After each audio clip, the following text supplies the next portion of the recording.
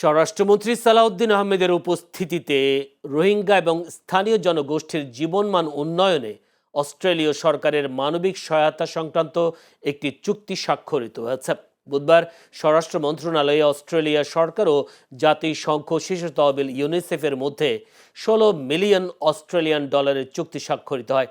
এই চুক্তিতে স্বাক্ষর করেন বাংলাদেশে নিযুক্ত অস্ট্রেলিয়ান হাই কমিশনার সুরসান রাইল এবং বাংলাদেশে ইউনিসেফের প্রতিনিধি রানা ফ্লাওয়ার্স।